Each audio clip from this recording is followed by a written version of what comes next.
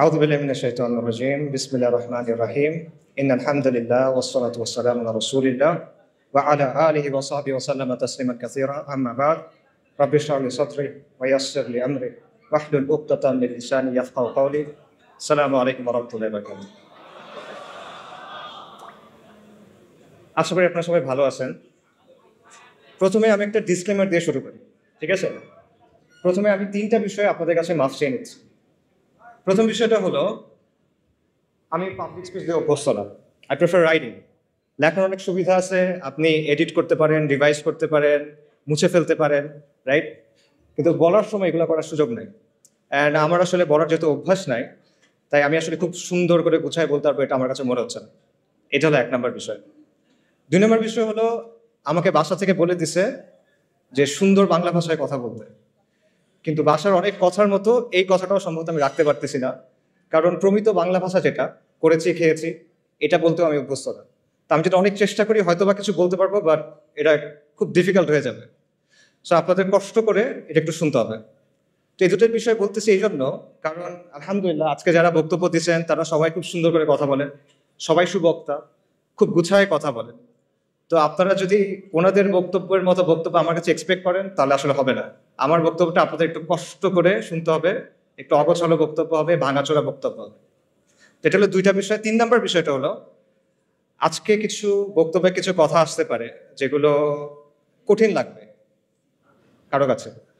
তো এগুলো কারো বিরুদ্ধে যাওয়ার জন্য না বা কারো সমালোচনা করার জন্য না, এগুলো বলার একমাত্র কারণ হলো আমি ট্রুলি মনে করি যে আমাদের বর্তমানের জন্য এবং আমাদের ভবিষ্যতের জন্য, এই কমের জন্য এবং এই জমিনের জন্য এই কথাগুলো বলা দরকার। সো এই 3টা হলো ডিসক্লেইমার, ঠিক আছে? ডিসক্লেইমার শেষ, এখন আমি মূল কথায় যাচ্ছি। আচ্ছা, আমরা একটা ঐতিহাসিক সময় পার করতেছি। গত 40 দিনে এমন অনেক ঘটনা ঘটে গেছে যেটা আসলে কয়েক দশকে ঘটে না। একটা ব্রুটাল ব্লাডি প্রসেসের মধ্যে দিয়ে আমরা কিছু অর্জন পাইছি। খুনি হাসিনা, দিল্লির পাপেট হাসিনা, সে পালাইছে এবং তার যে সৈন্য সামন্ত আছে তারা গা ঢাকা দিছে। এবং এই পুরো প্রসেসটা এখনো আমরা আসলে বুঝে উঠতে পারছি কিনা আমি আসলে শিওর না। In a way we are still trying to make sense of it. এবং আমার ধারণা আমরা এখানে যারা আছি বেশিরভাগই এরকম কোনো এক্সপিরিয়েন্সের মধ্যে দিয়ে এর আগে যাই না। এবং আমরা নিজেদের মধ্যে অনেক কিছু ডিসকাস করতেছি, অনেক কথাবার্তা বুঝতেছি, যার উদ্দেশ্য হলো two make sense of the situation, যে আসলে কি হইলো এবং এটা কোথায় যাচ্ছে, রাইট? সো এই জায়গাটাতে 2টা কোয়েশ্চেন দিয়ে আমি আলোচনাটা শুরু করতে চাই। ফার্স্ট কোয়েশ্চেন হলো, আমরা অনেক কথাবার্তা শুনতেছি যে গণ অভ্যুত্থান, বিপ্লব, প্রতি বিপ্লব, সংস্কার। অনেকে বলতেছে আমরা স্বাধীন হয়েছি, এটা দ্বিতীয় স্বাধীনতা। অনেকে বলছে বিজয় আসছে। আমার কোয়েশ্চেনটা এখানে, প্রথম কোয়েশ্চেন হলো, 15 জুলাই থেকে 5ই আগস্ট পর্যন্ত যে জিনিসটা হইল, এটা কি বিপ্লব ছিল কিনা, নাকি এটা অন্য কিছু ছিল? এটা একটা প্রশ্ন। সেকেন্ড যে প্রশ্নটা, সেটা হলো আমরা কি এখন স্বাধীন কিনা এবং এটাকে বিজয় কিনা? তো এই 2টা কোয়েশ্চেন গুরুত্বপূর্ণ কেন? এটা গুরুত্বপূর্ণ কারণ এগুলোর অ্যান্সারের উপর ডিপেন্ড করবে আপনি বর্তমানকে কিভাবে বুঝতেছেন, এবং এটার উপর ডিপেন্ড করবে আপনি ভবিষ্যতের ব্যাপারে কিভাবে চিন্তা করবেন। তো এই প্রশ্নগুলোর কিছু অ্যান্সার নিশ্চয়ই আপনারা সবাই ভাবছেন, যে আমাদের ভাইরা বলছেন বিপ্লব হয়ে গেছে। তো আমি আমার মতো করে আমার কিছু চিন্তা আপনার সাথে শেয়ার করি। প্রথম প্রশ্ন হলো, এটা বিপ্লব ছিল কিনা? এই প্রশ্নের অ্যান্সার দেওয়ার আগে 3টা জিনিসের পার্থক্য আমাদের বুঝতে হবে। একটা হলো বিপ্লব, একটা হলো সংস্কার, একটা হলো ক্ষমতার পালাবদল বা ক্ষমতা পরিবর্তন। বিপ্লব হলো একটা সমাজ এবং একটা শাসন ব্যবস্থার মৌলিক পরিবর্তন, আমূল পরিবর্তন। এটা হলো বিপ্লব। সংস্কার হলো এর চেয়ে লিমিটেড। সংস্কারের ক্ষেত্রে একটা বিরাজমান কাঠামো থাকে, বিদ্যমান কাঠামো থাকে, সেটার মধ্যে কিছু পরিবর্তন হয়, কিছু মেরামতি হয়, কিছু পুনর্গঠন হয়। এটা হলো সংস্কার। আর ক্ষমতার পালাবদল, এটা আপনারা সবাই বোঝেন, একজন গেল আরেকজন আসবে, দ্যাটস ইট। আচ্ছা, তাও আমি বোঝানোর জন্য একটা এক্সাম্পল দিই। মনে করেন রাষ্ট্র ক্ষমতা হলো একটা চেয়ারের মতো বা একটা সিংহাসনের মতো। এই সিংহাসনের উপরে শাসক বসে থাকে। এখন আপনি এসে শাসককে এখান থেকে নামায় ফেললেন, ধাক্কা দিয়ে টেনে যেভাবে ইচ্ছা নামায় ফেললেন। এটা কি? এটা হলো সরকার পতন। আপনি তারপর চেয়ারে বসে গেলেন, এটা কি? ক্ষমতা দখল। চেয়ারে বসার পর আপনি চেয়ারটা রেনোভেট করলেন, নতুন করে বার্নিশ করলেন, নতুন করে রং করলেন, কোনো জায়গায় ছিঁড়ে গেছিল সেলাই করলেন, কোনো জায়গায় ঘুণ পোকা ছিল আপনি ওটা চেঞ্জ করলেন। এটা হলো সংস্কার। কিন্তু বিপ্লব কি? বিপ্লব হলো আপনি চেয়ারটা ডিসম্যান্টেল করবেন, আপনি ওটা ভাঙবেন, নতুন করে তৈরি করবেন, এবং নতুন চেয়ারটা আগেরটার মতো হবে না, এটা ডিফারেন্ট হবে। এবং প্রবলেম ওটা চেয়ার নাও হইতে পারে, ওটা একটা টুল হইতে পারে, দিভান হইতে পারে। এটা হলো বিপ্লব। কাজেই এই জায়গা থেকে যদি আমরা চিন্তা করি, তাহলে আমি আবার প্রশ্নটা করি, জুলাইয়ের আন্দোলন কি বিপ্লব ছিল কিনা? জুলাইয়ের আন্দোলন বিপ্লব ছিল না। আপনারা চিন্তা করে দেখেন এখানে কি হয়েছে। এখানে শুধুমাত্র একটা কাজে সাফল্য আসছে, সরকার পতন, হাসিনার পতন হয়েছে। কিন্তু ক্ষমতা দখলটাও কিন্তু হয় নাই। যারা বিপ্লবের নেতৃত্ব দিছে তারা কিন্তু ক্ষমতা দখল করে নাই, বরং একটা মিক্সড ধরনের পাওয়ার শেয়ারিং হচ্ছে। এটা আমরা সবাই দেখতেছি এখন, রাইট? আচ্ছা, সংস্কারের ক্ষেত্রে আমরা এখনো বলতে পারতেছি না আসলে সংস্কার কতটুকু হবে। It still remains to be seen. Probably সংস্কার হবে কিছু, নো ডাউট, বাট ডেফিনেটলি এখানে আসলে বিপ্লব হয় নাই। তাহলে এখন প্রশ্ন হলো, কেন এটা বিপ্লব হইল না? এতগুলো মানুষের কোরবানি, এত মানুষ অন্ধ হয়ে গেল, এত মানুষ পঙ্গু হয়ে গেল, এত কষ্ট, তাও এটা কেন বিপ্লব হয় নাই? এটার অ্যান্সারটা আসলে সহজ। কারণ এখানে কোনো বৈপ্লবিক আদর্শ ছিল না, এখানে কোনো বৈপ্লবিক পরিকল্পনা ছিল না, এখানে কোনো মতাদর্শ প্রতিষ্ঠার জন্য, কোনো আদর্শ বা আকিদা প্রতিষ্ঠার জন্য এই আন্দোলন হয় নাই। এখানে কোনো ম্যানিফেস্টো ছিল না, কোনো কিতাব ছিল না। ইনফ্যাক্ট মানুষ এখানে কোনো নেতার পিছনেও নামে নাই। ইনফ্যাক্ট এই পুরো আন্দোলনটার মজার বিষয় হলো যে মানুষ এখানে আসলে কোনো কিছুর ফরে নামে নাই। তারা এখানে নামছে বিরুদ্ধে। কিসের বিরুদ্ধে? মানুষ এখানে নামছে গণহত্যার বিরুদ্ধে, জুলুমের বিরুদ্ধে। মানুষ এখানে নামছে আবু সাইদের উপর যে গুলি চালানো হয়েছে সেটার বিরুদ্ধে। মানুষ নামছে মুগ্ধ, আসহাবুল ইয়ামিন, ফাইয়াজদের উপর পাখির মতো গুলি করার বিরুদ্ধে। মানুষ নামছে আওয়ামী মিথ্যাচারের বিরুদ্ধে। এই যে লাশের চেয়ে মেট্রো রেল বেশি দামি, এই বয়ানের বিরুদ্ধে মানুষ নামছে, আওয়ামী মিথ্যাচারের বিরুদ্ধে মানুষ নামছে, আওয়ামী জাহেলিয়াতের বিরুদ্ধে মানুষ নামছে, এবং শেখ হাসিনার বিরুদ্ধে মানুষ নামছে। কিন্তু মানুষ কোনো বৈপ্লবিক আদর্শের জন্য নামে নেই। পুরো প্রসেসটা একবার চিন্তা করে দেখেন। কোটা সংস্কার এটা কিন্তু একটা জনমানুষের ইস্যু না। মানুষের কিন্তু সমর্থন দিয়েছে অবভিয়াসলি, বাট এটার জন্য মানুষ রাস্তায় নামতো না, রাইট? কিন্তু মানুষ শেষ পর্যন্ত নামলো কেন? কারণ হাসিনার লাগাম ছাড়া বক্তব্য, তার একটার পর একটা ব্লান্ডার, তার ব্রুটাল রিপ্রেশন, এসবের কারণে শেষ পর্যন্ত মানুষ চিন্তা করলো যে এবার একটা এসপারোসর হইতে হবে, শি মাস্ট গো। এভাবে আসলে একটা দেশ চলতে পারে না। এই কারণে মানুষ নামছে। এবং বেসিক্যালি শেখ হাসিনা পুরা দেশের মানুষকে তার বিরুদ্ধে আসলে ঐক্যবদ্ধ করছে। এটা ছিল এই বিপ্লবের গ্লু, মানে সরি, এই মুভমেন্টের গ্লু। এটা ছিল এই মুভমেন্টের গ্লু, কোনো আদর্শ না। এটা ছিল হাসিনার বিরুদ্ধে একটা গণবিস্ফোরণ, একটা পপুলার আপরাইজিং বেসিক্যালি, যে সহজভাবে আমি বলি। মানুষের দীর্ঘদিনে জমে থাকা যে ক্ষোভ, রাগ, এই জুলুম মানুষ সহ্য করতে আর পারতেছে না, এবং মানুষের মনে হচ্ছে যে এইভাবে আসলে আমরা থাকতে পারবো না। এই কারণে মানুষ রাস্তায় নেমে আসছে। এবং আমি এই কথাটা লিখছি এবং এটা বারবার বলি, এবং আমি এটা আসলেই বিশ্বাস করি যে এই আন্দোলনের মূল উস্কানিদাতা শেখ হাসিনা, এটার প্রধান সমন্বয়ক শেখ হাসিনা, এটার প্রধান স্থপতি শেখ হাসিনা, এটার প্রধান ইঞ্জিন বা চালিকা শক্তি শেখ হাসিনা। শেখ হাসিনাকে ছাড়া এই আন্দোলন কখনো সরকার পতনের দিকে যায় না। আপনারা চিন্তা করে দেখেন, 30শে জুলাই সে যদি সবগুলা দাবি মেনে নেয়, কি হয় তারপর? সরকার পতন হয়? হয় না সরকার পতন। তাদের ফেরত যেতে হইতো তখন। সব দাবি মেনে নিচ্ছে, এখন তুমি কি করবে? তার ফেরত যেতে হবে। হয়তোবা তারা কয়েক মাস পর নতুন কোনো আন্দোলন নিয়ে আসতে পারতো, সেটা ডিফারেন্ট কথা। কিন্তু আন্দোলন ওখানে শেষ হয়ে যায়। কিন্তু শেখ হাসিনা কি করলো? সে আলটিমেটলি এটাকে পতনের দিকে নিয়ে গেল। তার যে হিউব্রিস, তার যে অ্যারোগেন্স, তার যে অহংকার, এটা আলটিমেটলি তাকে পতনের দিকে নিয়ে গেল। এবং এইখানে আমি আসলে ফিরআউনের সাথে একটা মিল দেখতে পাই। ফিরআউনের কথাটা চিন্তা করে যে বনী ইসরায়েল যখন লোহিত সাগরের সামনে গেল, মুসা আলাহিস সাল্লামের পেছনে পেছনে সাগর ভাগ হয়ে গেল, বনী ইসরায়েল সাগরের মধ্যে চলে যাচ্ছে। ফিরআউনের কি দরকার ছিল তার পেছনে পেছনে যাওয়ার? সে কি গেইন করতো এখানে? বনী ইসরায়েল তো চলে যাচ্ছে। বনী ইসরায়েল তার পাওয়ার জন্য কোনো চ্যালেঞ্জ না। বনী ইসরায়েল তার সিংহাসন নিতে চায় না। কিন্তু সে কেন যাচ্ছে? সে দেখতেছে তার সামনে একটা সমুদ্র লিটারালি ভাগ হয়ে গেছে, একটা সুপার ন্যাচারাল ইভেন্ট তার সামনে ঘটতেছে। সে বুঝতেছে এটা দুনিয়াবি কোনো শক্তির কাজ না। তাও সে কি করতেছে? তার মনে হলো যে না, এর পিছিয়ে আমি যাই। এটা কেন? এটা তার অ্যারোগেন্স। সেই তো বলছিল আনা রাব্বুকুমুল আলা। এটা তার অহংকার, এবং এই অহংকারটাই তার পতন নিয়ে আসছে। এবং সেম ব্যাপারটা আমি বলবো যে শেখ হাসিনার ক্ষেত্রে হয়েছে। আল্লাহ এইভাবেই তার পতনটা রাখছেন। এটা কদর আল্লাহ। এই আন্দোলন নিয়ে অনেক ধরনের তত্ত্ব আছে, অনেক ধরনের ষড়যন্ত্র তত্ত্ব আপনারা শুনবেন। যেমন ধরেন, কেউ আমেরিকার কথা বলবে, কেউ কালার রেভলিউশনের কথা বলবে, কেউ এনইডির কথা বলবে। এবং এই কথাগুলোর যে একেবারে মেরিট নাই আমি সেটাও মনে করি না, এখানে কিছু মেরিট থাকতে পারে। But at the end of the day দুটো পয়েন্ট আমাদের স্বীকার করতে হবে। সে দুটো পয়েন্ট হলো, শেখ হাসিনার বিরুদ্ধে পুরা বাংলাদেশের অধিকাংশ মানুষ একসাথে হয়ে গেছিল, একটা ইজমা হয়ে গেছিল যে she must go. And second পয়েন্টটা হলো, দুনিয়া চালায় কে? আল্লাহ। আল্লাহ মালিকুল মুলক, আল্লাহ আল জব্বার আল মুতাকাব্বির, এবং আল্লাহ আল লতিফ আস-সাতুর। ওয়াল্লাহু গালিবুন আলা আমরি ওয়ালাকিন্না আকসারান নাসি লা ইয়ালামুন। আল্লাহ তার কর্ম সম্পাদনে প্রবল, যদি অধিকাংশ মানুষ তা জানে না।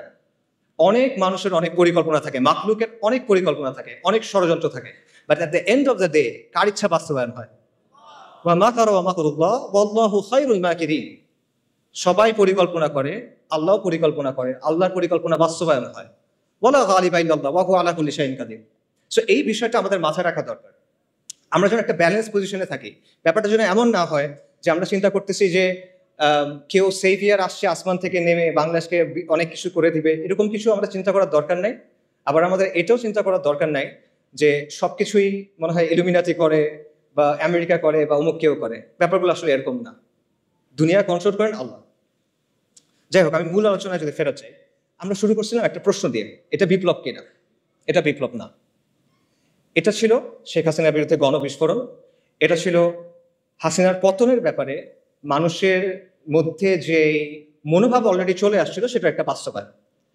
এবং এই জন্যই মানুষ যখন বুঝতে পারছে যে আলটিমেটলি আর কোনো অপশন নেই, আমাদের রাস্তায় নেমে যেতে হবে, তখন হাসিনার পতনটা নির্ধারিত হয়ে গেছে। এটা হয়তো একদিন পরে হয়েছে, এক সপ্তাহ পরে হয়েছে, এটা এক বছর পরে হইতে পারতো, বাট প্রসেসটা শুরু হয়ে গেছিল। এবং একই কারণে এখন আমরা অনেক ধরনের কথা শুনতেছি যে সাহি সেকুলারিজম আসতে হবে, সাহি লিবারাল ডেমোক্রেসি আসতে হবে। এই ব্যাপারগুলো আসলে আসবে না। কেন আসবে না? কারণ মানুষ এগুলোর ব্যাপারে কেয়ার করে না। মানুষ এগুলো আসলে বোঝেও না, যারা বোঝে তারা চায়ও না। এগুলো হলো ৭২-এর সংবিধানের মতো একটা বিষয়, যেটা আপনি মানুষের গায়ের উপর রেখে চালাই দিচ্ছেন। But at the end of the day the people don't care about this things. So ultimately অনেক কথাবার্তা আমরা শুনবো, নয়া রাজনৈতিক বন্দোবস্ত, তারপর সেকুলারিজম, ভালো সেকুলারিজম, লিবারাল ডেমোক্রেসি, বাট এগুলো আসলে আসবে না। কিছু সংস্কার হয়তো আসতে পারে, কিছু সংস্কার আসতে পারে। প্রবাবলি আমরা হয়তো দেখতে পাবো যে কেউ ২ টার্মের বেশি প্রধানমন্ত্রী হবে না, এরকম কিছু হতে পারে। প্রধানমন্ত্রীর অফিস এবং প্রেসিডেন্টের অফিস একটা পাওয়ার ব্যালেন্স হয়তো আসতে পারে, এটা হতে পারে, সমস্যা নেই। বাট অনেক গ্রাউন্ড ব্রেকিং কোনো চেঞ্জ আসবে এটা মনে করার কারণ আমি দেখি না। এটা হলো ফার্স্ট কোয়েশ্চেনের অ্যান্সার। সেকেন্ড কোয়েশ্চেন যেটা, সেটা হলো এটা কি বিজয় কিনা, এটা কি স্বাধীনতা কিনা? এই প্রশ্নের অ্যান্সারটা আসলে অলরেডি স্পষ্ট হয়ে যাওয়া উচিত। তাও এটা আসলে বিজয় না, এটা সর্বোচ্চ একটা আংশিক বিজয় আমরা বলতে পারি, বাট এটা কোনো অর্থেই, কোনো সেন্সে এটা সামগ্রিক বিজয় হইতে পারে না। এটা কেন পারে না? এটার অনেকগুলো রিজন আছে, বাট আমি কিছু রিজন একটু আগে আলোচনায় চলে আসছে, বাট আমি আরো কয়েকটা রিজন বলি। প্রথম কারণটা হলো পোস্ট কলোনিয়াল স্টেট, উত্তর ঔপনিবেশিক রাষ্ট্র, একটা কঠিন বাংলা শব্দ। এটা একটা কারণ যে এই কাঠামোটা রেখে আপনি আসলে কখনো স্বাধীন হতে পারবেন না। এটা মানে কি? এটা মানে সহজভাবে বলি, এক সময় এটা ছিল আমাদের রাজত্ব, এটা আমাদের রাজত্ব ছিল। এটা পারফেক্ট ছিল না, এখানে অনেক সমস্যা ছিল, কিন্তু এটা আমাদের রাজত্ব ছিল। কিন্তু তারপর ফিরিঙ্গিরা আসছে, ব্রিটিশরা আসছে, ইউরোপিয়ানরা আসছে, এবং তারা এসে আমাদেরকে তাদের গোলাম বানাইছে, তারা এসে আমাদেরকে তাদের দাস বানাইছে, এবং তাদের একটা সিস্টেম আমাদের উপর চাপাই দিছে। এইটাই হলো কলোনিয়াল রাষ্ট্র। এবং এই কলোনিয়াল রাষ্ট্রের মূল উদ্দেশ্য হলো দুটা, একটা হলো কন্ট্রোল, একটা হলো এক্সপ্লয়টেশন, নিয়ন্ত্রণ এবং শোষণ। আর কোনো উদ্দেশ্য নেই। কলোনিয়াল যে ব্যুরোক্রেসি বা আমলাতন্ত্র, এটার উদ্দেশ্য ছিল এই দুটা। কলোনিয়াল যে পুলিশ, এটার উদ্দেশ্য ছিল এই দুটা। কলোনিয়াল যে সেনাবাহিনী, এটার উদ্দেশ্য ছিল এই দুটা। আজকে ফিরিঙ্গিরা নাই, ওরা চলে গেছে, অনেক আগেই চলে গেছে, কিন্তু ওদের যে সিস্টেম সেটা রয়ে গেছে। আজকে আমাদের যে ব্যুরোক্রেসি আছে সেটা কলোনিয়াল ব্যুরোক্রেসির কন্টিনিউয়েশন, ধারাবাহিকতা। আজকে আমাদের যে পুলিশ বাহিনী আছে সেটা কলোনিয়াল পুলিশ বাহিনীর ধারাবাহিকতা, এবং উপমহাদেশের যে সেনাবাহিনীগুলো আছে এগুলো সবগুলো ব্রিটিশ ইন্ডিয়ান আর্মির ধারাবাহিকতা। এটা ভেঙেই মানে এটা থেকেই পাকিস্তান আর্মি এবং ইন্ডিয়ান আর্মি হয়েছে, এবং দেন সেখান থেকে বাংলাদেশ আর্মি হয়েছে। এগুলো হিস্টোরিক্যাল ফ্যাক্ট, কেউ ডিনাই করতে পারবে না। সো যেই কাঠামোটা তৈরি হয়েছিল নিয়ন্ত্রণের জন্য এবং কন্ট্রোল করার জন্য, সেই কাঠামোটাকে রেখে দিয়ে আপনি আসলে কিভাবে স্বাধীন হবেন, কিভাবে বিজয়ী হবেন, এটা পসিবল না। এটা গেল একটা রিজন। আরেকটা রিজন হলো মডার্ন স্টেট ইটসেলফ। এই যে আমি নিয়ন্ত্রণের কথা বললাম আর শোষণের কথা বললাম, এটা কিন্তু শুধু কলোনিয়াল রাষ্ট্রের বৈশিষ্ট্য না, এটা মডার্ন স্টেটেরও বৈশিষ্ট্য। আধুনিক যে রাষ্ট্র সেটা ইনহেরেন্টলি একটা ডমিনেটিং, কন্ট্রোলিং, অথরিটেরিয়ান মেশিনারি। এটা এমন একটা যন্ত্র যার উদ্দেশ্য হলো শোষণ করা এবং নিয়ন্ত্রণ করা। এবং এটা শুধুমাত্র আমাদের মতো তৃতীয় বিশ্ব বা গ্লোবাল সাউথের দেশগুলোর জন্য না, এটা পুরো বিশ্বে।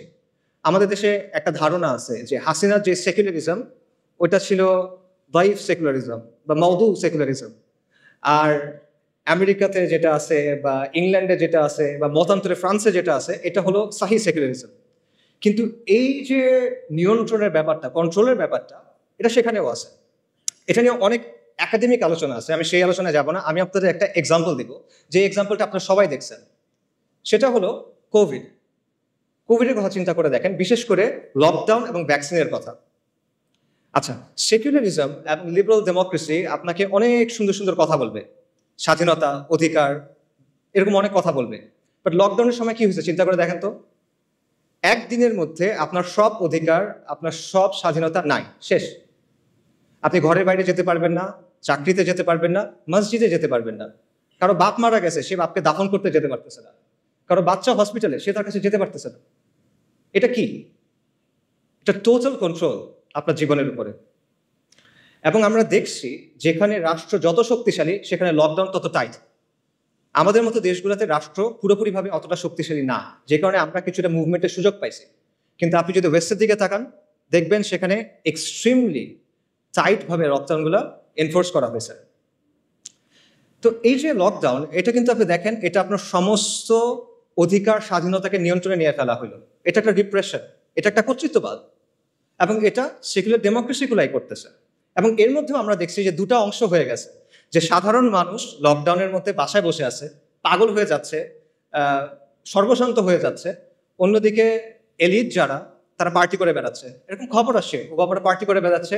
ওদিকে মানুষজন মেন্টাল হেল্পলাইনে ফোন করতে করতে এই হয়ে যাচ্ছে, শহীদ হয়ে যাইতেছে, এরকম একটা অবস্থা। আচ্ছা, এরপর দেখেন লকডাউনের পর কি আসলো? ভ্যাকসিন। ভ্যাকসিন না নিলে আপনি দুনিয়াতে অচল, আপনার ভ্যাকসিন নিতেই হবে। আপনার শরীরের মধ্যে আপনি একটা আনটেস্টেড এক্সপেরিমেন্টাল ড্রাগ নেবেন, এখানে আপনার কোনো সে নাই। আপনাকে বেসিক্যালি কোয়ার্স করা হলো এটা নেওয়ার জন্য, নইলে আপনি হজেও যেতে পারবেন না, এরকম একটা অবস্থা, তাই না? তো এর যে টোটাল কন্ট্রোল আর কি হইতে পারে? এটা কোনো মেটাফরিক্যাল কন্ট্রোল না, এটা কোনো রূপক কন্ট্রোল না, এটা রিয়েল কন্ট্রোল। আপনার চলাফেরাকে কন্ট্রোল করতেছে, আপনার শরীরের মধ্যে আপনি কি দিবেন সেটাকে কন্ট্রোল করতেছে। এবং এই সব কিছু কে করতেছে? সেকুলার রাষ্ট্র। যে সেকুলার রাষ্ট্র সাপোজিটলি আপনাকে কি দেয়? স্বাধীনতার অধিকার দেয়। এটা হলো তার অবস্থা। আধুনিক রাষ্ট্রের যে তত্ত্ব, এটার অন্যতম জনক বলা হয় থমাস হবসকে, ব্রিটিশ ফিলসফার। থমাস হবস রাষ্ট্রকে কল্পনা করছিল লেভায়াথান হিসেবে। লেভায়াথান মানে কি? লেভায়াথান হলো একটা পৌরাণিক জীব, একটা মিথোলজিক্যাল, একটা মিথিক্যাল ক্রিচার। বাইবেলে এটার কথা আছে।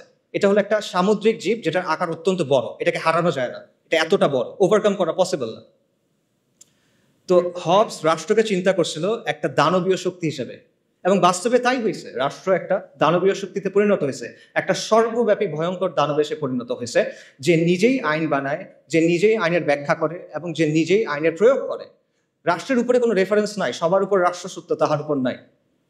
রাষ্ট্র হলো অ্যালফা এন্ড দি ওমেগা, এরকমই অবস্থা। এবং আপনার জন্ম থেকে মৃত্যু পর্যন্ত প্রতিটা পদে পদে রাষ্ট্র আপনাকে নিয়ন্ত্রণ করতে চায়, রাষ্ট্র আপনাকে সার্ভেইল করতে চায়। বার্থ সার্টিফিকেট থেকে ডেথ সার্টিফিকেট, আপনার কল হিস্ট্রি থেকে আপনার চ্যাট লগ, আপনার ব্রাউজিং ডেটা, সব কিছু, আপনার মানে প্রত্যেকটা ট্রানজ্যাকশন, আপনার ইনকাম ট্যাক্স, প্রতিটা জিনিসে রাষ্ট্র এসে হাত ঢুকায়। সে নিয়ন্ত্রণ করতে চায়, সে সার্ভেইল করতে চায়। এবং এটাই হলো পৃথিবীর ইতিহাসে আপনি খুঁজে পাবেন না যে এই মাত্রার নিয়ন্ত্রণ, এই মাত্রার এক্সপ্লয়টেশন কোনো সিস্টেমের মাধ্যমে হয়েছে, যেটা সেকুলার সিস্টেমের মাধ্যমে হয়েছে। কাজেই এবং এটাই হলো আসলে আধুনিক রাষ্ট্রের সভরেন্টির অর্থ। সার্বভৌমত্বের কথা আমরা বলি না, এটাই হলো সার্বভৌম শক্তির সত্যিকারের অর্থ। সার্বভৌম শক্তির প্রকৃত রূপ হলো এটা। যারা আপনারা জানতে চান এই ব্যাপারে, একজন জার্মান ফিলোসফার ছিল কার্ল শ্মিট, আপনারা তার লেখা পড়ে দেখতে পারেন, সেই ব্যাপারটা খুব ডিটেলে আলোচনা করছে। আজ পর্যন্ত এটা কোনো রিফিউটেশন আসে নাই, কারণ এটাই বাস্তব, এটি সভরেন্টির অর্থ। কাজেই আধুনিক রাষ্ট্রের মধ্যে আপনি আসলে কখনো মুক্তি পাবেন না, বিজয় পাবেন না। আধুনিক রাষ্ট্র আপনাকে কি দিবে? সে আপনাকে গাঁজা খাওয়ার স্বাধীনতা দিবে, মদ খাওয়ার স্বাধীনতা দিবে, জিনা করার স্বাধীনতা দিবে, এলজিবিটির স্বাধীনতা দিবে। এগুলো দিয়ে সে আপনাকে ভুলায় রাখবে, কিন্তু আসল স্বাধীনতা সে আপনাকে দিতে পারবে না। মজার ব্যাপার হলো, আজকে আমাদের এখানে যারা অনেক বৈপ্লবিক কথাবার্তা বলতেছে, তাদের দাওয়াতের মধ্যে আসলে বৈপ্লবিক কিছু নাই। তারা বেসিক্যালি ওয়েস্ট থেকে ধার করা কিছু টার্মিনোলজি এবং কিছু ধারণা প্রচার করতেছে, এবং এমন সব টার্মিনোলজি এবং ধারণা যেগুলো ওয়েস্টে অলরেডি অবসলিট হয়ে গেছে, তামাদি হয়ে গেছে। ওয়েস্টে আপনি দেখেন liberal democracy is on the retreat. পুরা পশ্চিমা বিশ্বে এখন একদিকে ফার রাইট, অন্যদিকে ফার লেফট, অর্থাৎ উগ্র ডানপন্থী এবং উগ্র বামপন্থীদের উত্থান হচ্ছে, এবং এই দুটার মাঝখানে যেটা আছে ভ্যানিলা, সেটা হলো লিবারাল ডেমোক্রেসি। এটার আবেদন হারাচ্ছে। এবং মাল্টিপোলার বিশ্বের কথা আপনারা সবাই শোনেন, মাল্টিপোলার বিশ্বে লিবারাল ডেমোক্রেসির ভাত নাই, এবং এটার যে বয়ানগুলো আছে অলরেডি এগুলো সব ভেঙে যাচ্ছে। লিবারাল ডেমোক্রেসির প্রধান একটা বয়ান হলো মানবাধিকার। গাজা জেনোসাইডে আমরা দেখছি যে মানবাধিকার বলে আসলে কিছু নাই। গাজাতে কি হয়েছে আমরা জানি, এটা আসলে বলতে গেলে ট্রমাটিক একটা এক্সপিরিয়েন্স হয়ে যাবে। মানে বাবা তার বাচ্চার কাছে গেছে, বাচ্চার ডেড বডি নাই, পলিথিনের ভিতরে করে সে ছিন্ন বিচ্ছিন্ন কিছু অংশ নিয়ে আসতেছে। মানবাধিকার কোথায়? যারা মানবাধিকার কথা সবচেয়ে বেশি বলে তারা হলো ইসরায়েলকে উইপেন্স দিচ্ছে, পলিটিক্যাল ক্লাউড দিচ্ছে, রাইট? সো মানবাধিকার কোথায়? মানবাধিকার বেসিক্যালি একটা আদর্শিক হাতিয়ার, যেটা ইউজ করে ওয়েস্ট তাদের জিওপলিটিক্যাল ইন্টারেস্ট অ্যাডভান্স করে, তাদের নিজেদের স্বার্থ হাসিল করে। একই কথা আন্তর্জাতিক আইনের ক্ষেত্রে। কই আন্তর্জাতিক আইন? কই? ইসরায়েল নানা জায়গায় গিয়ে গিয়ে অ্যাটাক করতেছে, কনসুলেটের ভেতরে গিয়ে অ্যাটাক করছে, যেটা কখনো হয় নাই। কই আইন কোথায়? নাই আইন। এগুলো রেটরিক, যেগুলো ওয়েস্ট তাদের ইচ্ছা মতো ইউজ করে তারপর ফালায় দেয়। কিন্তু আমরা এগুলো বিশ্বাস করে বসে আছি, এবং আমরা মনে করছি এটা মনে হয় অনেক বৈপ্লবিক কিছু একটা। এবং ফাইনালি আপনি দেখেন গাজা এটাও প্রমাণ করছে যে ডেমোক্রেসি অ্যাকচুয়ালি ওয়ার্ক করে না। কেন এটা আমি বলতেছি? দেখেন, ওয়েস্টে অনেক মানুষ কিন্তু গাজা জেনোসাইডের বিপক্ষে, তারা এটার বিরুদ্ধে রাস্তায় মার্চ করছে, তারা প্রতিবাদ করছে, এটা আপনার স্বীকার করতে হবে, এবং আমরা এটা অ্যাপ্রিসিয়েট করি, আর তারা হেদায়েত করে। কিন্তু তাও তারা এটা বন্ধ করতে পারতেছে না। অনেক মানুষ এটার বিরুদ্ধে, কিন্তু তারা এটা বন্ধ করতে পারতেছে না। এটা কেন? কারণ তারা যাকেই ভোট দিচ্ছে দেখা যাচ্ছে যেই ক্ষমতায় আসতেছে সে জার্নালিস্টদের পকেটে এবং সে গ্লোবাল এলিটদের পকেটে। তার মানে হলো ডেমোক্রেসির মধ্যেও, আবারও ডেমোক্রেসির যেটা আতুরঘর, সেই জায়গাতেও এটা আসলে জনগণের আকাঙ্ক্ষার প্রতিফলন করতে পারে না। ডেমোক্রেসি নিয়ে আপনি অনেক সুন্দর সুন্দর কথা বলতে পারেন, but at the end of the day it can be hacked. It can be hacked very easy, যেটা আমরা দেখতেছি। কাজেই এত কিছুর পরও যারা ওই মানধাত্তা আমলের লিবারাল ডেমোক্রেসির কথা বলতেছে অনেক বৈপ্লবিক বয়ান হিসেবে, তারা আসলে ওয়ার্ল্ডের ট্রেন্ডটা বুঝতেছে না হয়তো, এবং তারা একটা ডেট এক্সপায়ার্ড মাল বিক্রি করার চেষ্টা করতেছে। তারা বিপ্লবের কথা বলতেছে, বাট তারা পশ্চিমা প্যারাডাইম থেকে বের হইতে পারতেছে না। তাদের মধ্যে পশ্চিমা আদর্শ নিয়ে এক ধরনের ফিক্সেশন আছে, তাদের মধ্যে পশ্চিমা থিওরি নিয়ে এক ধরনের ফেটিশিজম আছে। পশ্চিম যেটা বলছে ওটাই সহি, পশ্চিম যেটা বলছে ওটাই সমাধান, অল্প স্বল্প কিছু চেঞ্জ করতে হবে। Liberal democracy with Bangla characteristics, এটা হলেই হয়ে যাবে। এই হলো তাদের প্রস্তাবনা। তো এগুলো করে আসলে আলটিমেটলি কোনো সমাধান হবে না। সো আমরা যদি আগের কথায় ফেরত যাই, এটা কি বিজয় ছিল কিনা, এটা মুক্তি ছিল কিনা? না, এটা ছিল না। যদি সহি সেকুলারিজম বা সহি লিবারাল ডেমোক্রেসি আসে, যেটা আসবে না, যদি আসে তাও সেটা বিজয় এবং মুক্তি হবে না। তাহলে মুক্তি কিসে? বাস্তবতা হলো আমাদের মুক্তি এবং পুরো বিশ্বের মুক্তি হলো ইসলামের মধ্যে। এটা আমি রেটরিক্যালি বলতেছি না, আমি ট্রুলি এটা বিশ্বাস করি। এটা ইসলামের মধ্যে আল্লাহর গোলামি মেনে নেওয়ার মধ্যেই হলো সৃষ্টির মুক্তি। কথাটা অনেকটা প্যারাডক্সিক্যাল লাগতে পারে যে গোলামির মধ্যে মুক্তি কিভাবে, কিন্তু এটাই বাস্তবতা। এটা 100% একটা লজিক্যাল কথা। কেন লজিক্যাল কথা? কারণ হলো দুনিয়ার বাস্তবতা হলো দুনিয়াতে আসলে সত্যিকার অর্থে কোনো ফ্রিডম নাই। এখানে অ্যাবসলিউট কোনো ফ্রিডম হয় না। প্রত্যেকটা ব্যবস্থায় আপনার কারো না কারো আনুগত্য স্বীকার করে নিতে হয়, আপনার কিছু না কিছুর উপর ঈমান আনতে হয়, কোনো না কোনো বিষয়কে আপনার ধ্রুব সত্য হিসেবে স্বীকার করতে হয়। এটা থেকে আপনি বের হইতে পারবেন না। ভ্যালু নিউট্রাল কোনো সিস্টেম হয় না, নিরপেক্ষ কোনো সিস্টেম হয় না। প্রত্যেকটা সিস্টেমের মধ্যে একটা না একটা রব থাকে যেটাকে মেনে নিতে হয়। এবং অ্যাবসলিউট আমরা এর কথা বলে ফ্রিডম অফ স্পিচের কথা বলে, অ্যাবসলিউট ফ্রিডম অফ স্পিচ বলে কিছু নাই, অ্যাবসলিউট স্বাধীনতা বলে কোনো কিছু নাই। প্রত্যেকটা স্বাধীনতা হলো একটা বাউন্ডারির মধ্যে দেয়া স্বাধীনতা। দাবা খেলার সময় চিন্তা করেন, যখন আপনি কেউ যদি দাবা খেলে, সে দাবা খেলার নিয়ম মেনে যে কোনো চাল দিতে পারে, কিন্তু নিয়ম সে চেঞ্জ করতে পারে না। নিয়মটা মেনে তাকে খেলার টেবিলে বসতে হয়। সেম জিনিস, যে কোনো সিস্টেমে ওই সিস্টেমের নিয়ম মেনে আপনি স্বাধীন, কিন্তু এই নিয়মগুলো আপনি চ্যালেঞ্জ করতে পারবেন। কাজে প্রকৃত অর্থে আসলে কোনো স্বাধীনতা নাই। মানুষ প্রত্যেকটা সিস্টেমে কারো না কারো সামনে সাজদা করে। আমরা করতেছি না, আধুনিক মানুষ করতেছে না। আধুনিকতা আপনাকে রাষ্ট্রের গোলাম বানাইছে, আপনাকে মুক্ত বাজারের গোলাম বানাইছে, আপনাকে নফসের গোলাম বানাইছে। কাজে ইসলাম ছাড়া বাকি যা কিছু আছে সবকিছু হলো গায়রুল্লাহর গোলামি করা, আর ইসলাম হলো আল্লাহর গোলামি করা। তা আপনি কার গোলামি করবেন? আপনি মানুষের গোলামি করবেন, মাখলুকের গোলামি করবেন, নাকি আপনি আল্লাহর গোলামি করবেন? কাজে সত্যিকারের মুক্তি হলো গায়রুল্লাহর ইবাদত থেকে বের হয়ে এসে এক আল্লাহর দাসত্ব মেনে নেওয়া। যখন আপনি এটা করবেন, তখন আমরা মানুষ হিসেবে আমাদের যে কসমিক রোল, আমাদের যে মহাজাগতিক ভূমিকা আল্লাহ আমাদের জন্য ঠিক করে দিয়েছেন খলিফা হিসেবে, তখন সেটা আমরা পালন করতে পারবো। তখন আমরা পুরো সৃষ্টির সাথে হারমোনিতে আসতে পারবো। আধুনিকতা প্রকৃতিকে ডমিনেট করতে চায়, কন্ট্রোল করতে চায়, এটা করতে গিয়ে সে ক্লাইমেট ক্যাটাস্ট্রফি করে ফেলছেন। কিন্তু আপনি যখন আল্লাহর দাসত্ব মেনে নেবেন, তখন আপনি এটার সাথে হারমোনিতে আসতে পারবেন। এখানেই আপনি প্রকৃত মুক্তি পাবেন। এটা ছাড়া সত্যিকার অর্থে কোনো স্বাধীনতা নাই। আপনার জিডিপি যত হোক, আপনার যতগুলো মেট্রো রেল থাকুক, আপনার যত মাথা পিছু যত ইচ্ছা হোক, আপনার রাস্তা যত সুন্দর হোক, মুক্তি নেই। কমফোর্ট আছে, মুক্তি নেই। তো এখানে আরেকটা কোয়েশ্চেন আছে, সেটা হলো ইসলাম কিভাবে? আমি যদি বলি যে আলটিমেটলি মুক্তি হলো ইসলামে, তাহলে প্রশ্ন আসবে ইসলাম কিভাবে? তো এই কোয়েশ্চেনের অ্যান্সারটাও আমি প্রথম কোয়েশ্চেনের সাথে ট্যাগ করতে চাইব। প্রথম কোয়েশ্চেনে আমরা তিনটা বিষয় নিয়ে কথা বলছিলাম: সরকার বদল, সংস্কার আর বিপ্লব। এখন এক এক করে আমাকে বলেন দেখি, সরকার পতনের মাধ্যমে কি ইসলাম আসবে? না, আসা সম্ভব না। এটা একটা সরকার গিয়ে আরেকটা সরকার আসবে, আসলো তো ইসলাম আসবে না। আচ্ছা, আমাকে বলেন সংস্কারের মধ্য দিয়ে আসবে কিনা?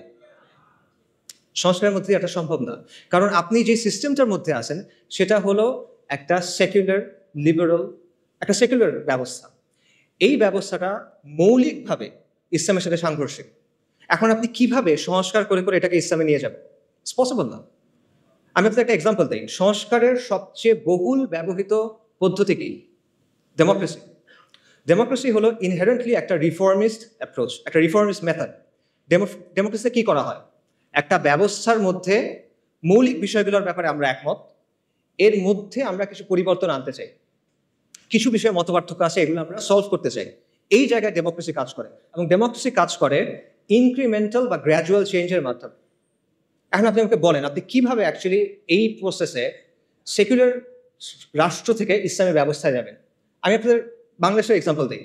বাংলাদেশে যে ইসলামী দলগুলো আছে যারা ডেমোক্রেটিক পদ্ধতিতে অংশগ্রহণ করছে, তাদের সবার ভোট যদি আপনি মেলান কোনো একটা নির্বাচনে, 30টার মতো আসনও তারা পায় নাই। লেস দেন 30, 300টার মধ্যে লেস দেন 30, লেস দেন 10%। ওকে, আচ্ছা, তার মানে তারা যে এককভাবে ক্ষমতা যাবে এটাও আসলে ফিজিবল না। বাট তর্কের খাতিরে আমি ধরলাম এটা হইল। মনে করেন বাংলাদেশের কোনো একটা ইসলামী দল অথবা সবগুলো ইসলামী দলের কোনো একটা জোট, তার 160টা আসন পেয়ে গেল, ক্ষমতায় গেল। আলহামদুলিল্লাহ, অনেকে বলে ফেলবে ঠিক আছে গেল, তারপর কি হবে? তারপর কি হবে? তারপর কিভাবে ইসলাম আনবেন? আপনি সংবিধান পরিবর্তন করে করে আনবেন? পসিবল না। কি পরিবর্তন করবেন? আপনার সংবিধান আপহেল্ড করতে হবে। এটা শপথ নিয়ে আপনি গেছেন। আপনি যদি বলেন যে ঠিক আছে, সংবিধানের মধ্যে আপনি লিখে দিলেন যে কোরআন সুন্নাহ বিরোধী কোনো আইন করা হবে না, তাহলে হয়ে গেল শরিয়া কায়েম? না, হবে না। এর চেয়ে অনেক সুন্দর সুন্দর কথা পাকিস্তানের সংবিধানে আছে, চমৎকার চমৎকার সব কথাবার্তা আছে, but at the end of the day ওটা স্টিল একটা সেকুলার রাষ্ট্র। কাজে সংস্কারের মাধ্যমে আপনি জিনিসটা করতে পারবেন না। এবং দেখেন, এই যে আমরা যে আলোচনাগুলো শুনতেছি বিপ্লব, গণ অভ্যুত্থান নিয়ে, ওখানে কিন্তু এই কথাগুলো আসতেছে যে গণ অভ্যুত্থানের বৈধতা আপনি সংবিধান থেকে পাবেন না, গণ অভ্যুত্থান করতে হলে সংবিধানের বাইরে গিয়ে করতে হবে। এই কথাগুলো আসতেছে না? নতুন গঠন করতে হলেও পুরনো সংবিধান দিয়ে হবে না। তো আপনি যদি এতটুক কাজ সংবিধানের মধ্যে না করতে পারেন, আপনি সেকুলারিজম থেকে ইসলামী ব্যবস্থায় যাবেন, সেটা আপনি কেমনে সংবিধানের মধ্যে দিয়ে করবেন বা কেমনে এই প্রসেসের মধ্যে দিয়ে করবেন? এটা আনরিয়ালিস্টিক, ইট ইজ পসিবল না, ইম্পসিবল। এখানে আরো অনেকগুলো বিষয় আসলে আছে, অত কথা বললাম না, সময় হয়ে যাচ্ছে। দুটো পয়েন্ট বলি। আপনি দেখেন মিশরে, আলজেরিয়াতে ইসলামিস্টরা ক্ষমতায় আসছিল, কিন্তু ডিপ স্টেট তাদের বিরুদ্ধে কু করছে, তাদেরকে সরাই দিয়েছে। তিউনিসিয়াতে সেম জিনিস হয়েছে, কিন্তু তিউনিসিয়াতে যারা ক্ষমতায় আসছিল তারা ইসলামিস্ট ছিল না, তারা ছিল সাবেক ইসলামিস্ট যারা পরবর্তীতে লিবারাল ডেমোক্রেট হয়েছে, তাদেরকেও কু করে সরাই দিয়েছে। এবং এই ব্যবস্থায় যারা গেছে তারা নিজেরা চেঞ্জ হয়ে গেছে।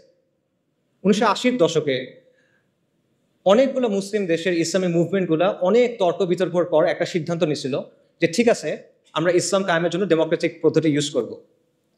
এটার উদ্দেশ্য কি? আমরা ক্ষমতায় যাব, তারপর আমরা ধীরে ধীরে ইসলাম কায়েম করার চেষ্টা করব। ভালো উদ্দেশ্য। তারপর কি হয়েছে? 40 বছর পর হয়েছে যে আমরা দেখতেছি যে তারা নিজেরা এখন ইসলামী রাষ্ট্রের কথাই বলে না। এদের অনেকেই, সবাই না, অনেকেই এটা এখন কি বলে? এখন তারা বলে কল্যাণ রাষ্ট্রের কথা, ওয়েলফেয়ার স্টেট, প্লুরালিজমের কথা। এরা এখন বলে যে লিবারাল ডেমোক্রেসির কথা। অর্থাৎ তারা সিস্টেমে ঢুকছিল সিস্টেমটা চেঞ্জ করার জন্য, সিস্টেমের জায়গায় আছে, তারা চেঞ্জ হয়ে গেছে। এটা হলো অবস্থা। তো সংস্কারের মধ্য দিয়ে আসলে এইভাবে এই পরিবর্তন সম্ভব না। বাস্তবতা হলো, আপনি যদি সেকুলার ব্যবস্থা থেকে যে ট্রান্সফরমেশনটা প্রয়োজন ইসলামী ব্যবস্থায় যাওয়ার জন্য, সেটার জন্য প্রয়োজন বৈপ্লবিক পরিবর্তন এবং রেভলিউশনারি মিনস। এটাই বাস্তবতা। এবং এটা শুধুমাত্র ইসলামের ক্ষেত্রে প্রযোজ্য না, এটা যে কোনো ব্যবস্থার ক্ষেত্রে প্রযোজ্য। যখন পৃথিবীতে রাজতন্ত্রের বদলে রিপাবলিক আসলো, তখন সেটা বৈপ্লবের মাধ্যমে আসছে, বৈপ্লবিক পদ্ধতির মাধ্যমে আসছে। এবং এটা একটা ঐতিহাসিকভাবে প্রমাণিত সত্য। এটা এমন একটা কনক্লুশন যেটা অ্যাভয়েড করা সম্ভব না। আপনি ধাপে ধাপে চিন্তা করেন। আপনি যদি মুসলিম হন, আপনাকে শরিয়া চাইতে হবে, নন নেগোশিয়েবল। কেউ মুসলিম, সে শরিয়া চায় না, এটা পসিবল না, এটা কুফর। কেউ যদি মনে করে ইসলামের চেয়ে ওই জিনিসটা বেটার, কেউ যদি মনে করে ইসলামের চেয়ে ওই জিনিসটা অগ্রাধিকার পাওয়ার মতো, কেউ যদি মনে করে দুটো সমান, এটা কুফর রাখবে। অর্থাৎ যদি মুসলিম হয় তাকে শরিয়া চাইতে হবে। আর সেকুলার ব্যবস্থা মৌলিকভাবে ইসলামী ব্যবস্থাতে সাংঘর্ষিক, এই দুটা কো এক্সিস্ট করতে পারে না। একটা আরেকটাকে ডমিনেট করার চেষ্টা করবে, সেটা হবে না। আচ্ছা, এবং আমরা দেখতেছি যে সেকুলার ব্যবস্থাকে সংস্কারের মাধ্যমে চেঞ্জ করে করে আপনি আলটিমেটলি ইসলামী ব্যবস্থায় যেতে পারতেছেন না। তাহলে অপশন কি বাকি থাকে আপনার? বৈপ্লবিক পরিবর্তন ছাড়া আপনার আর কোনো অপশন বাকি থাকে না। কিন্তু বৈপ্লবিক পরিবর্তন নিয়েও আসলে আমাদের মধ্যে অনেক ভুল ধারণা আছে। বাস্তবতা হলো যে আমাদের চিন্তাভাবনাগুলো আসলে বেশিরভাগ সময় খুব রেটরিক ভিত্তিক। আমরা ঢালাও কথাবার্তা বলি, আমরা অনেক আবেগ কথাবার্তা বলি, আমরা অনেক জজবার কথা বলি, কিন্তু আমরা দলিল, আদিল্লা, রিয়ালিটির অ্যানালিসিস, লজিক এগুলোর দিকে তাকাই না। আমরা অনেক সময় চিন্তা করি যে বিপ্লব মনে হয় একটা ওভারনাইট ব্যাপার, রাতারাতি হয়ে যাবে। অথবা আমরা মনে করি যে আমি যা করতেছি করতে থাকবো, একদিন ডাক দিবে কেউ একজন, বিপ্লব হয়ে যাবে। ব্যাপারগুলো এরকম না। আসলে এখানে কিছু ম্যাটেরিয়াল কন্ডিশনস আছে, অথবা আপনি বলতে পারেন যে এখানে কিছু আসবাবের দুনিয়ার কিছু শর্ত আছে যেটা আপনার পূরণ করতে হবে। সেটা পূরণ না করলে আপনি এটা পারবেন না। একটা এক্সাম্পল দেয়, পানি কখন ফুটে? পানির বয়লিং পয়েন্ট কত? 100 ডিগ্রি সেলসিয়াস। এটা কি মুমিনের জন্য একরকম, কাফেরের জন্য আরেক রকম? না, এটা সবার জন্য সেম। কেন সে? আল্লাহ দুনিয়ার নিজাম, আল্লাহ ঠিক করে দিচ্ছেন এভাবে, সবার জন্য এটা সেম। তো সমাজ এবং রাষ্ট্রের মধ্যেও এরকম কিছু ম্যাটেরিয়াল কন্ডিশনস আছে যেটা আপনার পূরণ করতে হবে।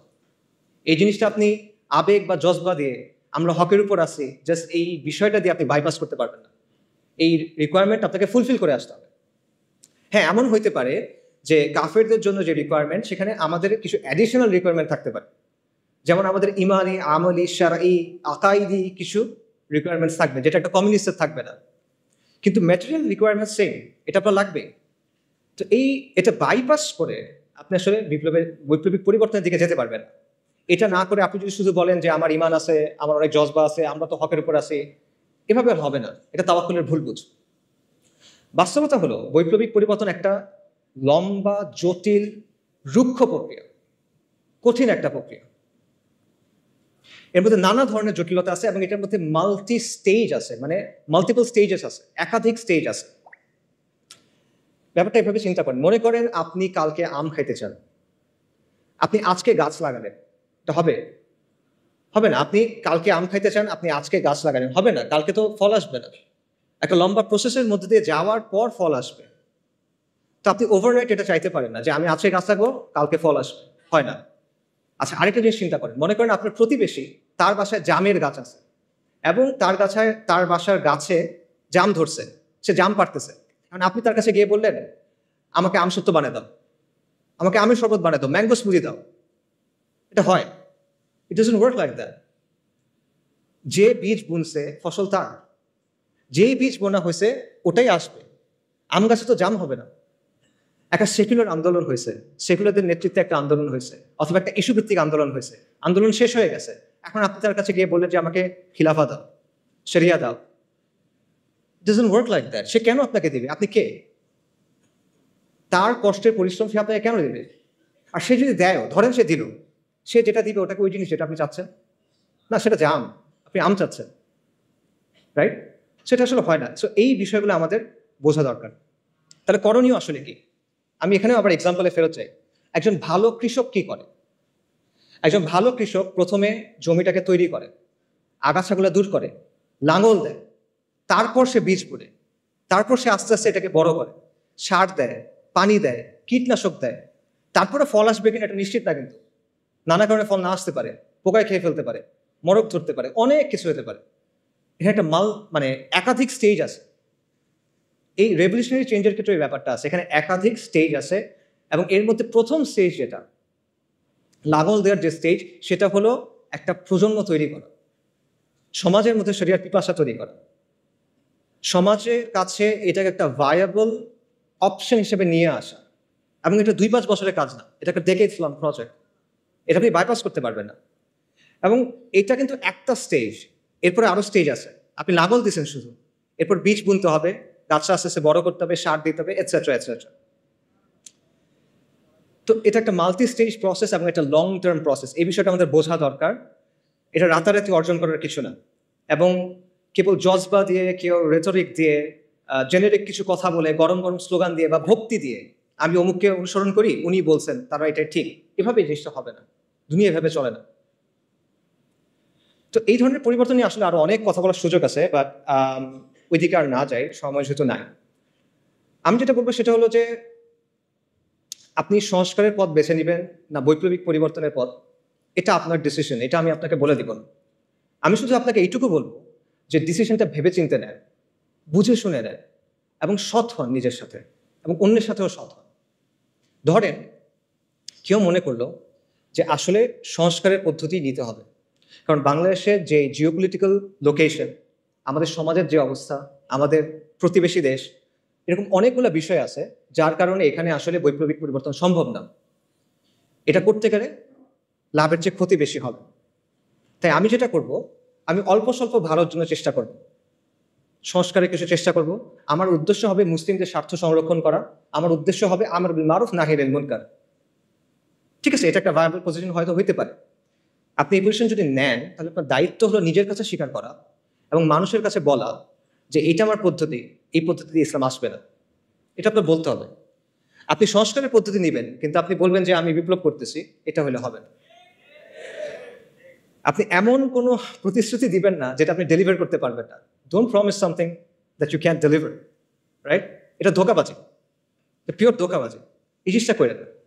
আপনি বলেন যে না আমি পারবো, আমি এতটুকু জানি ভাই, আমি এতটুকু করছি, আই ক্যান রেসপেক্ট দ্যাট, কিন্তু যেটা নাই ওটা বলে লাভ নেই। একইভাবে আপনি যদি বৈপ্লবিক পথ নেন, তাহলে রেটোরিক্যাল আলাপ, ভক্তির আলাপ, এই জিনিসপত্রগুলো ছেড়ে দিয়ে আপনি প্র্যাকটিক্যাল রিয়েলিস্টিক আলাপে আসেন। আপনি ম্যাটেরিয়াল কন্ডিশনগুলো নিয়ে চিন্তা করেন, ঠিক আছে? এবং এইসব চিন্তা বাদ দেন যে মনে করেন হঠাৎ কোনো একটা ঘটনা ঘটবে, হঠাৎ ডাক আসবে, আর আমরা সবাই রাস্তায় নেমে যাবো, ইনকিলাব ইনকিলাব, ইন্তিফাদা ইন্তিফাদা। না, এটা একটা লম্বা প্রসেস, যেটা আমি আগে বলতেছিলাম। কাজে মোট কথা হলো যে সংস্কার বা বিপ্লব আপনি যেই পথে নেন, it's your choice, no problem. বা বুঝে শুনে নেন, নিজের অবস্থানের ব্যাপারে সৎ হন, ধোকাবাজি করেন না, মানুষের সাথে না, নিজের সাথে না, তরুণদের সাথে না। এটা অনেক বড় একটা দায়। এই দায় নিয়ে আপনি আল্লাহর সামনে দাঁড়াতে চান না আসলে। আচ্ছা, একটা কথা দিয়ে শেষ করি, সেটা হলো যেটাই আপনি পছন্দ করেন, সংস্কার অথবা বিপ্লব, দুটা ক্ষেত্রে আপনার আসলে একটা কাজ করতে হবে। যদি আপনি চান আগামীর বাংলাদেশে ইসলাম শক্তিশালী হোক, তাহলে আপনি যে তরিকায় নেন, আপনার একটা কাজ করতেই হবে, এটা না করলে হবে না। সেই কাজটা কি? এটাও একটা প্রশ্ন দিয়ে বলি, আমাদের সমাজে সেন্ট্রাল কনফ্লিক্ট কি? আমাদের সমাজে প্রধান দ্বন্দ্ব কি? প্রধান দ্বন্দ্ব কি আমি বোঝাই। মনে করেন রাসূলুল্লাহ সাল্লাল্লাহু আলাইহি ওয়াসাল্লাম যখন নবুয়ত পাইলেন, তখন পৃথিবীতে কিন্তু অনেক ঘটনা ঘটতেছিল। রোমান আর পার্সিয়ানদের মধ্যে যুদ্ধ চলতেছিল, ব্যাপক যুদ্ধ, অনেক বছর ধরে। আরবে বিভিন্ন রাজাদের মধ্যে যুদ্ধ চলতেছিল। জাজিরাতে কুরাইশদের বিভিন্ন গোত্রের মধ্যে রেষারেষি চলতেছিল, এটা আমরা জানি, বনু উমাইয়া, বনু হাশম, নানা কাহিনী। আফ্রিকাতে অনেক সাম্রাজ্য ছিল, তাদের মধ্যে যুদ্ধ চলতেছিল। এই সময়ের মাঝখানে আপনি যদি ওই সময়ের একটা পেপার পাইতেন, মনে করেন ওইখানে আসলে রাসূলুল্লাহ সাল্লাল্লাহু আলাইহি ওয়াসাল্লামের নিউজটা যখন উনি নবুয়ত পাইছেন, এটা কোথায় আসতো? মনে করেন 8 নাম্বার পেজে ছোট্ট একটা ইঞ্চি করে একটা খবর আসতো, তাই না? কিছু না আসলে মনে করতে মানুষ, but at the end of the day এটাই ছিল মূল ঘটনা। যদি আমরা পৃথিবীর একটা হিস্ট্রি লিখি, রাসূলুল্লাহ সাল্লাল্লাহু আলাইহি ওয়াসাল্লাম হলেন বা আম্বিয়া কেরাম হলেন মূল ক্যারেক্টার, এবং তাদের সাথে যেগুলো ঘটতেছে এগুলো হলো মূল স্টোরি লাইন, বাকি সবকিছু হলো সাইড ক্যারেক্টার, সাইড কোয়েস্ট, পার্শ্ব চরিত্র, রাইট? তার মানে ওই সময় পৃথিবীতে মূল কনফ্লিক্ট কোনটা ছিল? ইমান বনাম শিরক, তাওহীদ বনাম শিরক, ইমান বনাম কুফর, দ্যাটস ইট। সিমিলারলি আপনার চিন্তা করতে হবে যে আমাদের সমাজে মূল কনফ্লিক্ট কোনটা। কারণ আপনি যখন মূল কনফ্লিক্টে ফোকাস করবেন, তখন আপনি একটা সমাজকে একটা পরিণতির দিকে নিতে পারবেন, নইলে পারবেন না। তা আমাদের সমাজে সেন্ট্রাল কনফ্লিক্ট কোনটা? আমরা অনেক কথাবার্তা বলি। আগে বলা হয়তো আওয়ামী লীগ বনাম বিএনপি, ভারত বনাম আমেরিকা, বা ভারত বনাম চায়না, শাহবাগ বনাম অ্যান্টাই শাহবাগ, ফ্যাসিজম বনাম অ্যান্টাই ফ্যাসিজম, অনেক কথা বলা হয়। But at the end of the day এগুলো কোনোটাই আমাদের সমাজের সেন্ট্রাল কনফ্লিক্ট না। এগুলো যদি সলভ হয়ে যায়, তাও আপনি বিজয় পাচ্ছেন না, মুক্তি পাচ্ছেন না, যেটার কথা আমরা বললাম। মনে করেন প্রো ইন্ডিয়া গভর্নমেন্ট চলে গিয়ে একটা প্রো আমেরিকান গভর্নমেন্ট আসলো, সমাধান হয়েছে? মনে করেন ফ্যাসিস্ট গভর্নমেন্ট চলে গিয়ে একটা অ্যান্টাই ফ্যাসিস্ট গভর্নমেন্ট আসলো, সমাধান হয়েছে? মনে করেন কালকে থেকে শাহবাগ নাই বাংলাদেশে, সমাধান হবে? পাকিস্তানে তো শাহবাগ নাই, পাকিস্তানে তো শান্তিনিকেতনই এই সেকুলাররা নাই, কিন্তু সেখানেও তো লিবারেল সেকুলার এই সমাজটা নিয়ন্ত্রণ করে। বাংলাদেশের আগে পাকিস্তানে ট্রান্সজেন্ডার আইন পাশ হয়ে গেছে, কিভাবে? সেখানে তো শাহবাগই নাই। সো শাহবাগি ভ্যানিশ করে দেন, আপনার সমস্যার সমাধান হচ্ছে না। সমাধান হলো মূল কনফ্লিক্টের জায়গাটা, এবং মূল কনফ্লিক্টটা হলো ইসলাম বনাম সেকুলারিজমের দ্বন্দ্ব, আল্লাহর আইন বনাম গায়রুল্লাহর আইনের দ্বন্দ্ব, আল্লাহর শরিয়া বনাম মানুষের শরিয়ার দ্বন্দ্ব, ইসলাম বনাম মানুষের বানানো তন্ত্রমন্ত্রের দ্বন্দ্ব। এটাই হলো মূল কনফ্লিক্ট। আল্লাহ আযজা ওয়া জাল্লা কোরআনে কি বলছেন? সব আম্বিয়া কিরামকে কোন দাওয়াত দিয়ে পাঠানো হয়েছে? নবী রাসূলকে কোন দাওয়াত দিয়ে পাঠানো হয়েছে? আল্লাহ আযজা ওয়া জাল্লা বলছে, ওয়ালাকাদ বাআসনা ফি কুল্লি উম্মাতির রাসূলান আন ইবুদুল্লাহা ওয়াজতানিবুত তাগুত। আমি প্রত্যেক উম্মার কাছে রাসূল প্রেরণ করছি এই মর্মে যে তোমরা আল্লাহর ইবাদত করো, তাগুতকে বর্জন করো। কুফর বিত তাগুত ওয়া ঈমান বিল্লাহ। এখন আপনি আমাকে বলেন, যদি আপনি আল্লাহর উপর বিশ্বাস আনেন, তাহলে আপনি আল্লাহর আইনকে বাদ দিতে পারবেন? এটা পসিবল? পসিবল না। আপনি যদি আল্লাহর উপর বিশ্বাস আনেন, আপনি গায়রুল্লাহর আইন মেনে দিতে পারবেন? পসিবল না। তাহলে আপনি যদি ঈমান বিল্লাহ এবং কুফর বিত তাগুত চান, তাহলে অবশ্যই আপনাকে মানতে হবে যে ইসলাম এবং সেকুলারিজমের মধ্যে একটা প্রচন্ড দ্বন্দ্ব আছে, এবং এটাই আসলে সবচেয়ে বড় দ্বন্দ্ব। আপনাকে কেউ বাধ্য করতেছে না আজকে যে তুমি গিয়ে লাত মানাত উজ্জার সামনে গিয়ে সাজদা করো। কেউ আপনাকে বলতেছে না যে তুমি হুবলের সামনে গিয়ে একটা জিনিস কোরবানি করো, কেউ বলবে না। কিন্তু সে কি বলবে? আল্লাহর আইন ছাড়ো, গায়রুল্লাহর আইন ধর, সে এটা আপনাকে বলবে। সো এইটাই হলো সেন্ট্রাল কনফ্লিক্ট, এবং এই বিষয়টাকে আমাদের দাওয়ার মূল ভিত্তি বানাইতে হবে, এবং আমাদেরকে এটা সমাজের মূল প্রশ্নে পরিণত করতে হবে, যেটা আমরা পারি নাই। এখানে আমরা স্পেকটাকুলারলি ফেল করছি। বাংলাদেশের সাধারণ মানুষ যখন তার ভবিষ্যৎ নিয়ে চিন্তা করে, সে কি বলে দেখেন? সে কিসের কথা বলে? সে বলে ডেমোক্রেসির কথা, সে ভোটের কথা বলে, সে অর্থনীতির কথা বলে, কিন্তু সে কিন্তু শরিয়ার কথা বলে না। তো এটা সেকুলারদের সাফল্য যে তারা তাদের স্লোগান, তাদের চিন্তাগুলো মানুষের কাছে পৌঁছে দিতে পারছে, এবং আমাদের ব্যর্থতা যে এত ইম্পর্টেন্ট একটা বিষয় আমরা মানুষের কাছে পৌঁছে দিতে পারি নাই। কাজে যদি আমরা ইসলামের বিজয় চাই, তাহলে অথবা আমরা ইসলামকে শক্তিশালী করতে চাই, আবারও বলতেছি, আপনি সংস্কার চান অথবা আপনি বিপ্লব চান, এই কাজটা আপনার করতেই হবে। ইসলাম এবং সেকুলারিজমের মধ্যে যে দ্বন্দ্ব, এটাকে আপনার সমাজের সেন্ট্রাল কনফ্লিক্টে পরিণত করতে হবে। বাকি সব কিছু সেকেন্ডারি। হ্যাঁ, অবশ্যই ব্যক্তি পর্যায়ে আপনি দাওয়া করবেন ইমান, আমল, আকীদার, অফকোর্স এটা বাদ যাবে না। বাট যখন আপনি সামষ্টিক পর্যায়ে যাবেন, সমাজের কথা বলবেন, তখন এটা আপনার দাওয়ার মূল কেন্দ্র হতে হবে। পাশাপাশি আরেকটা জিনিস আপনাকে করতে হবে, সেটা হলো মানুষের জীবনের সাথে যে জড়িত যে বিষয়গুলো আছে, যেগুলো নিয়ে মানুষ কনসার্ন, সেগুলো নিয়ে আপনার কথা বলতে হবে, এবং সেটা বলতে হবে ইসলামের জায়গা থেকে। এবং এটাও নবী রাসূলদের দাওয়ার সুন্নাহ। নবী রাসূলগণ তাওহীদের দাওয়াত দিয়েছেন, অবশ্যই সত্য। একই সাথে তারা কিন্তু সমাজের জুলুম এবং অনাচারের বিরুদ্ধে কথা বলছেন। ফিরআউন বনী ইসরায়েলকে বন্দী করে রাখছিল, তাদের উপর জুলুম করতেছিল। আল্লাহ যখন মূসা আলাইহিস সালামকে ফিরআউনের কাছে পাঠালেন, মূসা আলাইহিস সালাম গিয়ে কি বললেন? আল্লাহর ইবাদত করো, আল্লাহর উপর ঈমান আনো, বনী ইসরায়েলের উপর জুলুম করা বন্ধ করো, বনী ইসরায়েলকে ছেড়ে দাও। লূত আলাইহিস সালাম তার কওমকে কি বললেন? যে তোমরা এই বিকৃত কাজ ছেড়ে দাও। তারা কিন্তু ঈমান আনে নাই তখনও, তাও তিনি এটা বলতেছেন। শুআইব আলাইহিস সালাম মাদিয়ানবাসীকে কি বলছেন? যে তোমরা আল্লাহর উপর ঈমান আনো এবং ওজনে কম দিও না, পরিমাপে কম দিও না, কারণ ওটা ছিল ওই সমাজের সবচেয়ে বড় সমস্যা। কাজে এটা পরিষ্কার যে নবী রাসূলগণ শুধুমাত্র তাদের জাতিকে তাওহীদের দাওয়াত দেন নাই, পাশাপাশি সমাজের যে বিরাজমান সমস্যাগুলো ছিল, বড় বড় সমস্যা, সেগুলো নিয়ে তারা কথা বলছেন, এবং এটা আপনাকেও করতে হবে। এটা আম্বিয়া কেরামের দাওয়াত সুন্নাহ, এবং এটা আমাদের করতে হবে। আমরা বলি যে ইসলাম হলো কমপ্লিট কোড অফ লাইফ। তাহলে দ্রব্যমূল্যের সমস্যা, বেকারত্বের সমস্যা, যে বিষয়গুলো নিয়ে মানুষ পেরেশান থাকে, এগুলো ইসলামের মধ্যে নাই, এগুলো শরিয়ার বিষয় না। আপনি এগুলো নিয়ে কথা বলবেন না, কেন বলবেন না? তাহলে এটা Islamic complete code of life কিভাবে হইলো? আপনার কথা তো আপনার কাজের সাথে মিলবে না তখন। সো এই কাজটা আমাদের করতে হবে, এবং এটা শুধু, আবারও আমি বলতেছি, এটা শুধু ঢালাও বক্তব্য দিয়ে হবে না। আপনার প্র্যাকটিক্যাল সমাধান তার সামনে আনতে হবে, আপনার প্র্যাগম্যাটিক সমাধান তার সামনে আনতে হবে ইসলামের জায়গা থেকে। আপনি এটা বললে হবে না যে ইসলাম সব সমস্যার সমাধান দেয়। আপনার বলতে হবে ইসলাম অমুক সমস্যার সমাধান এইভাবে দেয়, এবং এটা হলো বেস্ট সমাধান, এটা আপনার বলতে হবে। এবং এইভাবে, এমনভাবে আপনার মানুষের সামনে ইসলামী ব্যবস্থার একটা ভিশন তুলে ধরতে হবে, যাতে করে মানুষ যখন চিন্তা করে ভবিষ্যৎ নিয়ে, তখন সে মনে করবে যে হ্যাঁ, আমি শরিয়া চাই। এটা আমরা করি না। এখানে আমাদের অবস্থান জিরোর কাছাকাছি, হয়তো 1%, 100-র মধ্যে। আমার মনে হয় 1%ও না। সামারি করি, আপনার উদ্দেশ্য সংস্কার হোক অথবা বিপ্লব। যদি আপনি আগামীর বাংলাদেশে ইসলামকে শক্তিশালী করতে চান, আপনার দুটা কাজ করতেই হবে। প্রথম কাজটা হলো ইসলাম ও সেকুলারিজমের যে দ্বন্দ্ব, এটা সমাজের মূল দ্বন্দ্বে পরিণত করতে হবে। এটাকে দ্বন্দ্ব হিসেবে চিহ্নিত করতে হবে, এটাকে দাওয়ার মূল কেন্দ্রবিন্দু বানাতে হবে, এবং এটাকে সমাজের মূল প্রশ্নে পরিণত করতে হবে। কার্যকরীভাবে মানুষের কাছে সেটা আপনার পৌঁছায় দিতে হবে, এবং শুধুমাত্র সমালোচনার মাধ্যমে না, গঠনমূলক আলোচনার মাধ্যমে। শুধু সমস্যা নিয়ে কথা বললে হবে না, সমাধানের কথা বলতে হবে, এবং শরিয়াকে একটা ভায়াবল অপশন হিসেবে আপনি প্রেজেন্ট করতে হবে। দ্বিতীয়ত, সমাজের মধ্যে যে জুলুম আছে, যে অনাচার আছে, যে বিষয়গুলো নিয়ে মানুষ কনসার্ন, সেগুলো নিয়ে আপনার ইসলামের বেসিসে তার পাশে গিয়ে দাঁড়াইতে হবে, তার সাথে কথা বলতে হবে, এবং এই দুইয়ের সংমিশ্রণে আপনি সামাজিক শক্তি অর্জন করতে পারবেন। এবং এই জন্য আমাদের আসলে অনেক নতুন নতুন উদ্যোগ নিতে হবে, এবং আমাদের we have to think outside the box. আমাদের দেশে আলহামদুলিল্লাহ অনেক দিনই কাজ হয়, এবং এগুলো খুবই প্রয়োজনীয়, এগুলো চলুক। কিন্তু আপনার এখানে একটা শূন্যস্থান আছে, এটা বুঝতে হবে। এই শূন্যস্থান পূরণ করার চেষ্টা করতে হবে, এবং এই জন্য অনেক ইনিশিয়েটিভ দরকার। এই জন্য প্রচন্ড ডেডিকেটেড ভাবে কাজ করার মানুষ দরকার, পাগল হয়ে কাজ করবে এমন মানুষ দরকার। You have to be relentless, you have to be tireless, and you have to be proactive. আর কোনো অপশন নাই আসলে। এবং এটার অংশ হিসেবে কিছু কিছু উদ্যোগ নেওয়া হচ্ছে। একটা উদ্যোগের কথা আপনারা হয়তো বা জানেন, একটা লিফলেট আপনারা পাইছেন, ইসলামিক সোশ্যাল অ্যাক্টিভিস্ট নেটওয়ার্ক। ইনশাল্লাহ এটার ব্যাপারে আপনারা এরপরে আরও জানবেন, এবং আমরা আশা করব যে আপনারা এটার সাথে থাকবেন, সামিল থাকবেন, এটাকে সাপোর্ট করবেন।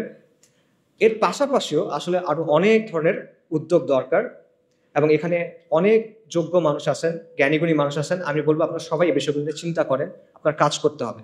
কাজ করার সময় এখন, এরপরে এটা আপনি আর পাবেন না। If not now then when. এখন যদি কাজ না করেন কখন করবেন? যদি আপনি না করেন তাহলে কে করবে?